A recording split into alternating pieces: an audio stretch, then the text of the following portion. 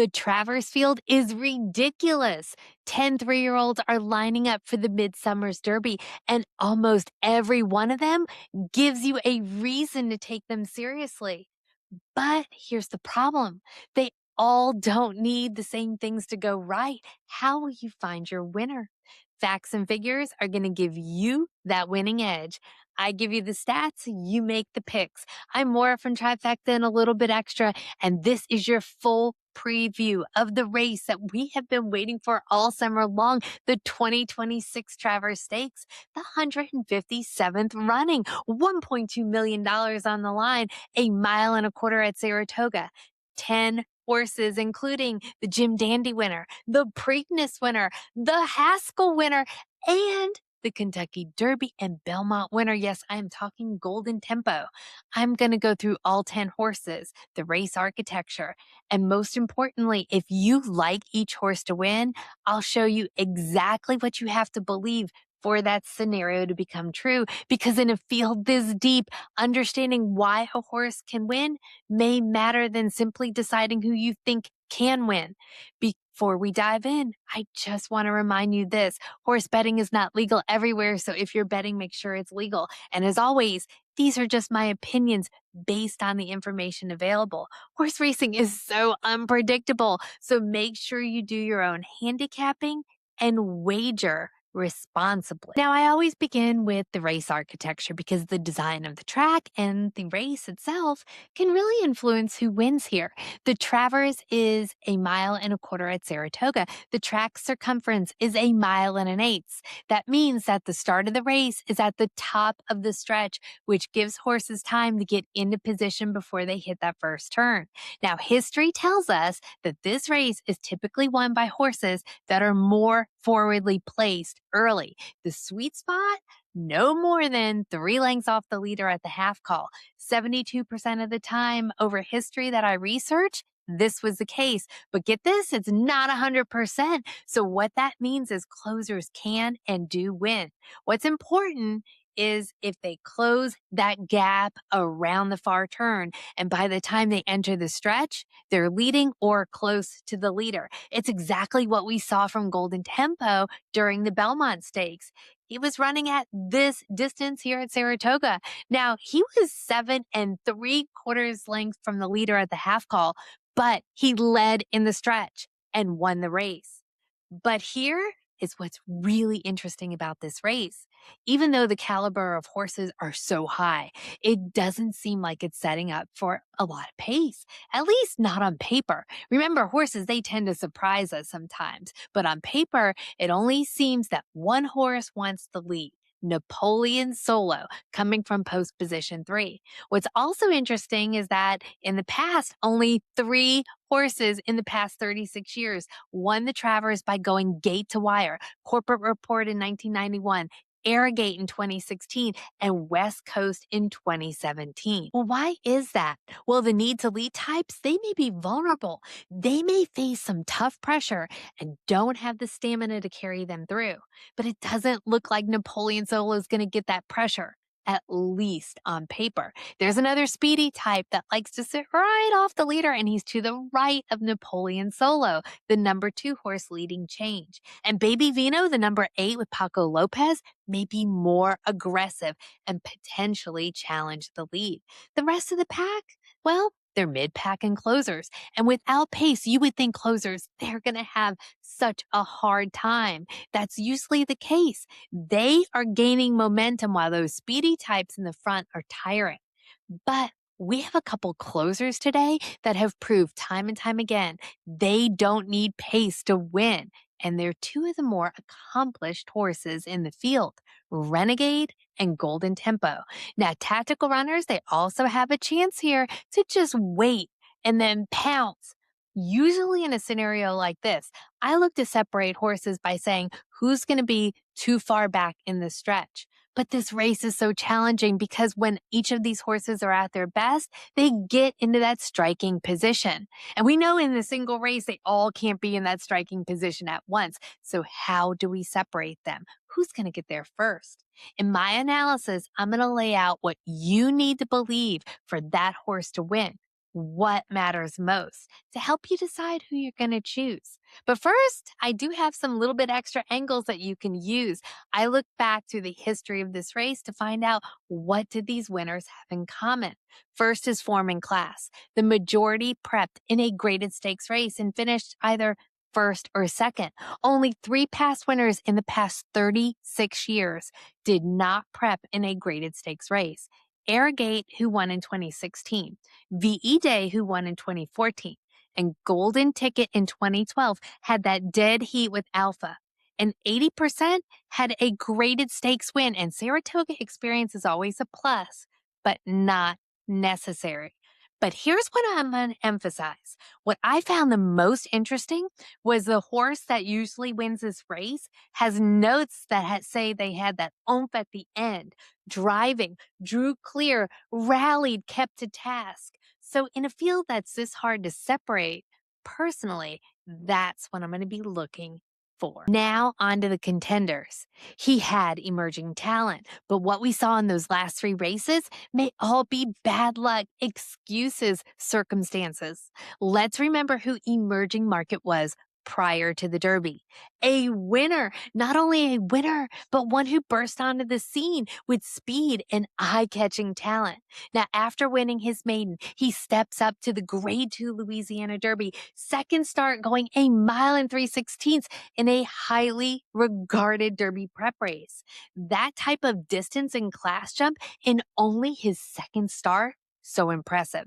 Now, he not only wins that day, but who did he beat? Golden Tempo Kentucky Derby and Belmont winner. In fact, he's the only horse in the field to have ever beaten Golden Tempo. Then comes the Kentucky Derby. He's looking to do something no horse has done since Leonidas in 1883. Win the Derby with only 2 races going in. Now, I saw him in trading leading up to the Derby. Man, did he catch my eye. He just glided over the track. But unfortunately, he throws a shoe and finishes 10th. Next stop is Belmont Day. This distance here at Saratoga, a chance to redeem himself. But he stumbles at the start. He goes wide in both turns. He weakens in the finish. 5th with an 86 Beyer. Time for a drop in class. He gets a confidence boost here at Saratoga. He's going 1 mile and an 1/8 in an allowance optional claimer against older horses. Now remember, 1 mile and an 1/8, they're starting right in that first turn. Coming from post position 8, he had to go wide. He was last in the backstretch. It was a slow pace. It did not set up well for him. He also had to go wide in that far turn. He does start passing horses. He's driving. He's coming for home, but he could not catch the winner. Second with a 91 Beyer. Now, coming from post position 1, I don't see him going wide on Saturday. But did you know that in the past 36 years, there's only been 2 winners from post position 1 in the Travers? Renegade 2016, who went gate to wire, and Holy Bull in 1994. Now, in terms of angles, he's got the form, he's got the graded stakes win, he's got Saratoga experience, and in that last race, we saw driving at the end. The only angle is he didn't prep in a graded stakes race, but we know he's got class. He's been in the Derby and the Belmont Stakes. He absolutely has to return, though, to those performances in his first 2 races and get to where he needs to be in striking distance in the stretch. One thing to note, and I will preface this, we don't really know why jockeys change horses, but he's not getting his regular rider. Flavian Pratt is on Chad Brown's other horse, number 7 Sea Strike. But Emerging Market does get a Saratoga leading jockey, Ricardo Santana Jr. For me personally, in a race like this, I like to see jockeys who know their horses. For Emerging Market to win, he's got to get back to the horse that we saw prior to the Kentucky Derby. If you like Emerging Market in the Travers, it's because you believe he had excuses in those prior 3 starts, that he's matured. He got his confidence back in that last race. Can you strike through those last 3 races and see the potential? Possibly, but for me personally, I do like others more. in the field. Our next horse is looking to do something that no horse has done in the prior 36 years of the Travers, the history that I looked at. Win the Travers with only 2 starts. If he does so, he's going to be leading the change. It is leading change. Now, he may only have 2 starts, but it resulted in 2 wins. For him to win the Travers, he must have the maturity levels of some of the other horses. Now, his trainer, Brad Cox, he concedes this horse lacks the seasoning, but says, hey, he is really talented with a great mind and great pedigree. He's half-brother to She Dares the Devil, the Kentucky Oaks winner who Cox also trained. If you like this horse, it's because you believe he has enough talent and maturity to step up in class, step up in distance, and take on a field of this caliber with only 2 starts. His first win was 7 furlongs, 118,000 maiden special weight, where he wins by, get this, 6.5 lengths, 92 Beyer. Second race was the G3 Indiana Derby, 1 mile and a 16th. In that race, he sits right off the leader. He stalks, he duels in the stretch, and he wins by a neck with a 95 Beyer. So he's going to need to improve his speed somewhat to take on this field, but with only 2 starts, it's entirely possible. But honestly, who has he beaten in those races? This is certainly a test. In terms of distance, he's an $800,000 purchase by Gunrunner, who's a sire that does produce top dirt routers. The dam sire is Congrats, who did well at the longer dirt distances. So I would think the distance is there. But in a race like this, personally, I want to know, in terms of the angles, he's got that tactical running style I'm looking for. He did prep in a graded stakes race and finished first and was driving at the end. And he gets a leading Saratoga jockey with Manny Franco. But like I said, this is a tall task for him. The caliber horse is much stronger than what he's been up against. And personally, I want a horse with a deeper foundation than just 2 races. Talented for sure, but for me, I like others more. Now, before moving on, if you're finding any of the information in this video helpful, will you please help me and hit that like button? It tells YouTube to keep showing this to other race fans just like yourself, or better yet, share the video with someone you know is interested in figuring out the Travers, because boy, is it a hard race. Racing may be complex, but the explanation doesn't have to be. And remember, Trifecta Thursdays, new episodes dropping before major race days. Subscribe and never miss out. Solo may be exactly where the next horse wants to be, out on the lead with the top early pace. And it's the running style that he really likes. Introducing Napoleon Solo, this year's Preakness winner. Now, if you like Napoleon Solo for the winner's circle, one reason may be that you believe that he's going to get to the lead, control the race, and hold off those late chargers at a longer distance than he's ever gone before. Now, he's got 6 starts, 3 wins. In each of those wins, he either shot to the lead and romped like he did in the G1 Champagne last October, going 1 mile. He won by 6.5 lengths.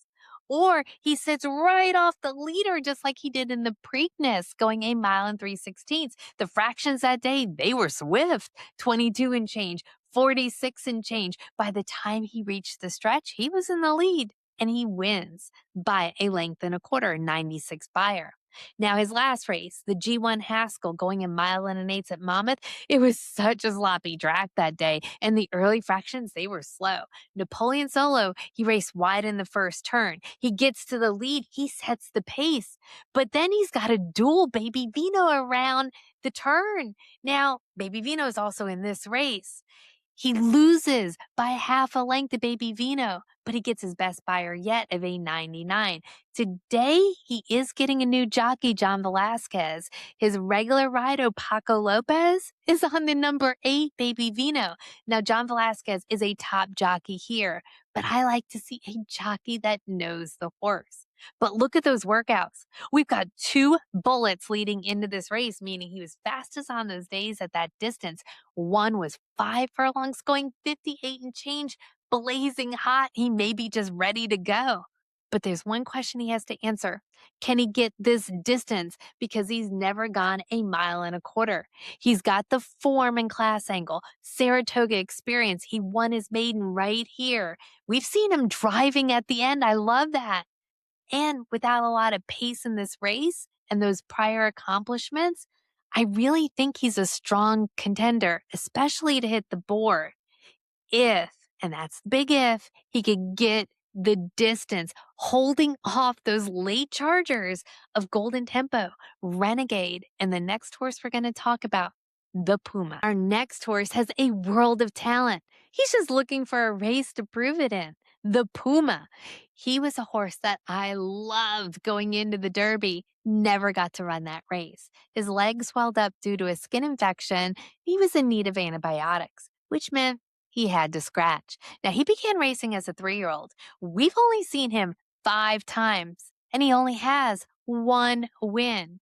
But he has proven, man, he is one tough cookie. He didn't win his maiden race. Nope, came in second. So what does he do? He steps up in class. Yeah, you heard me, steps up in class to the Sam F. Davis Stakes race, going a mile and a 16th. He comes in third behind Renegade, who's also in this race. You know what he does? He says, let's just keep on going. Up in class again, the Grade 3 Tampa Bay Derby. Now, he battles further ado in that race and wins by 3/4 lengths with a 94 Beyer. Then, this was the surprising thing, 3 weeks later, just 3 weeks later, he enters the Grade 1 Florida Derby. It was a very slow Florida Derby. Coming from the outermost post, he broke slow. He went wide around the turns, even drifted a bit slightly. And guess what? He only loses by a nose, and he earned 100 Beyer in that race, improving in every start. Then he was off for 112 days and he enters the Haskell Stakes. A horse has never won the Haskell with that long of a layoff. So that was a huge barrier to overcome. The second thing was the sloppy track. He never ran on a sloppy track before. Didn't look like he liked it at all. Things didn't go well for him. He stumbled at the break. He finished 4th with a 94 Beyer. For the Puma to win, he needs to harness his talent and courage and strike at the right time, getting back to the form and speed that he had going into the Derby. If you like him for the winner's circle, it's because you believe in his talent, his spirit. You're going to look past the fact he only has 1 win, lowest in the field except for Ocelli, who's still a maiden. And his last race, you're just going to strike through it because of the sloppy track, long layoff. But like Napoleon Solo, he has never gone the 1.25 mile distance. He's by essential quality with that tepid influence, so you would think the distance is there. In terms of running style, he's a bit too far back than I would like to see early, but he does get into that striking position in the stretch, which is key for me. And he seems to love Saratoga. He's got some fast workouts on the Saratoga track, 5 furlongs going 59 and change. But one more thing. He retains Javier Castellano as a jockey who's ridden him in some of his best races. For me personally, I love a horse with heart and courage, and he has that.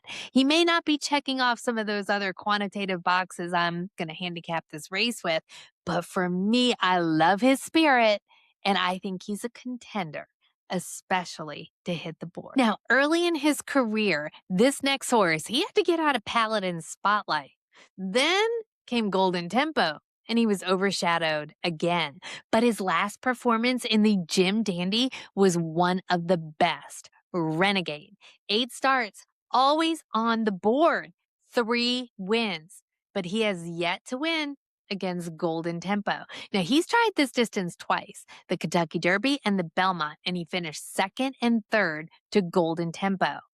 But he did have trouble in both of those races. In the Derby, he got bumped and bumped and bumped again. Who can forget that dramatic stretch run in the Derby when he only lost by a neck to Golden Tempo?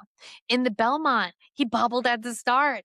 Going around the far turn, he begins to make a move. Renegade, Golden Tempo, Commandment, they're all in the stretch together. He was in that striking position. But unfortunately, he flattened. His trainer, Todd Pletcher, said maybe he was still feeling the effects of the Kentucky Derby. But boy, did he redeem himself in that last race by winning the Jim Dandy. Now he sits off the pace. He saves ground by riding the rail. It looked like he was completely out of it. There was a gap of 10 between that lead pack and Renegade. Who can close a gap that wide when the pace is moderate to slow?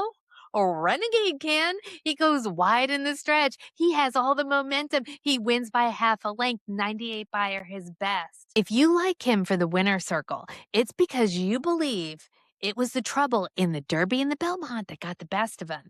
And you believe that he's matured and improved more than Golden Tempo. His trainer says he thinks he's peaking and acts like he's sitting on a very big race. Even Cherie DeVoe, Golden Tempo's trainer, said this race tends to be very different than others because horses, they do a lot of maturing in the summer and they change. Am I worried that there may be lack of pace? Oh no, we've seen him close in races that were not fast paced. What I do worry about is that his regular jockey, Irad Ortiz Jr., not going to be on him Saturday because he's still out with that foot injury.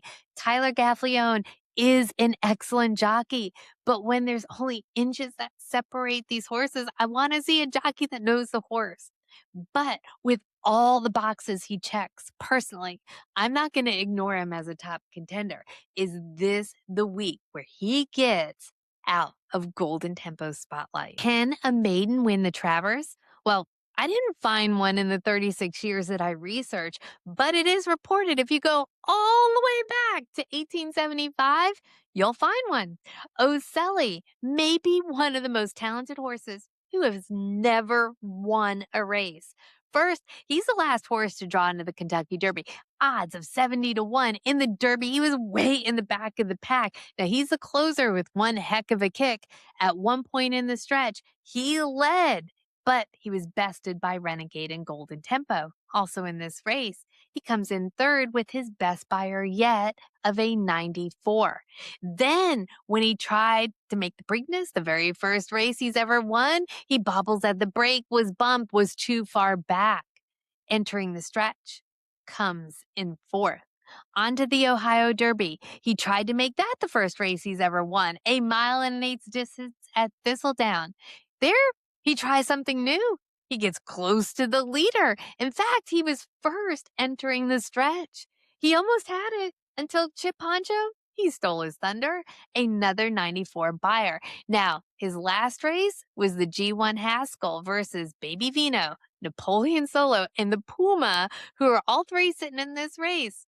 Wasn't his day that day. Sloppy track, finished dead last, 53 Beyer. Ouch. For Ocelli to win, he's got to get some pace to run into or be more forwardly placed because that's when he's done his best. And he's got to turn those tables on Golden Tempo and Renegade. So if you like him for the Travers, I would say you're counting on all of that. Or you're just taking a chance with a long shot who you believe is due. And with a field like this, friend, I would not blame you. I love that this horse keeps on trying with a fighting spirit.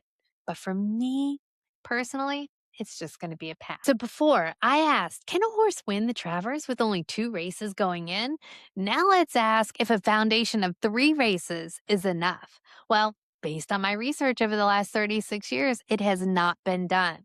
But can Sea Strike strike gold? 3 races, 2 wins, highest Beyer speed rating of the field of a 102.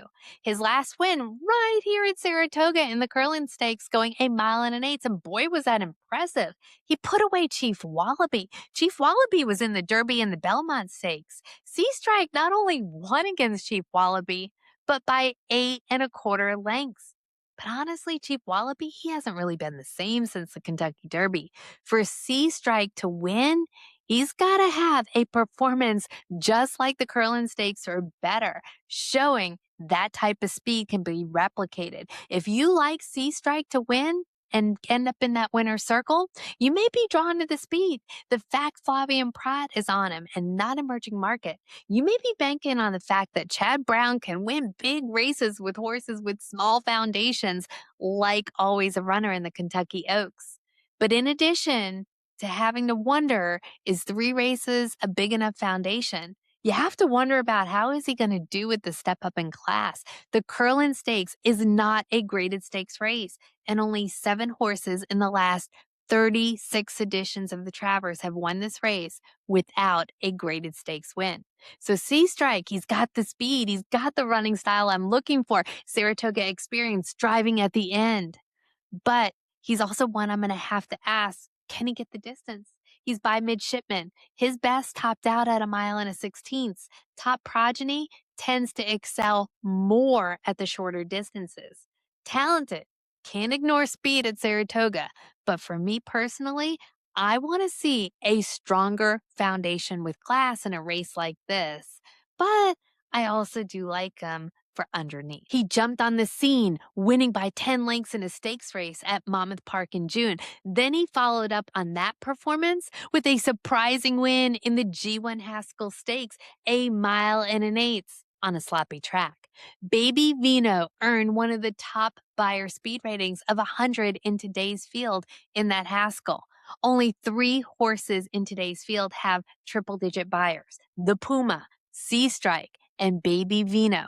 But again, it was on a sloppy track. In that race, he runs mid-pack on the rail. The pace was moderate to slow. Around the far turn, he challenges Napoleon Solo, who is in the lead. He duels head-to-head down the stretch, has heart, and he wins.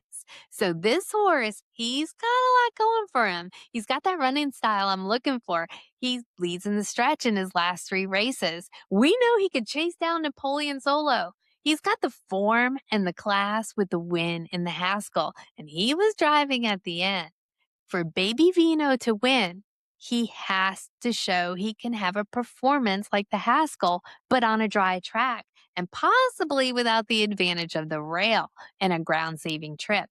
Remember, he started from post position 3 in the Haskell, and today he's going to be more outside. If you like him for the Travers Winner's Circle, then you believe he could do that against what looks to be like a more competitive field. And he's going a longer distance than he's ever gone before, but he's by Vino Rosso. We know Vino Rosso excelled at the longer distances, winning the Breeders' Cup Classic. But Vino Rosso, he's a newer sire, and his top progeny are Baby Vino, the Wine Steward, Bottle of Rouge, not really tested at the 1.25 mile distance. So it's really hard to say how he's going to do. He's got 3 wins in a row. He's on the improve.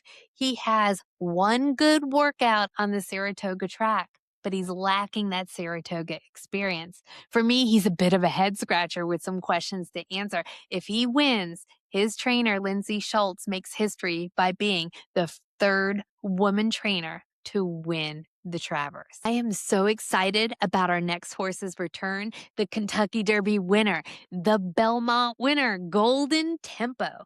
6 races, 4 wins, 2 shows, always on the board. His superpower is his closing ability. When he was prepping for the Kentucky Derby in Louisiana, he was able to close on a very speed-friendly track. That is no small feat.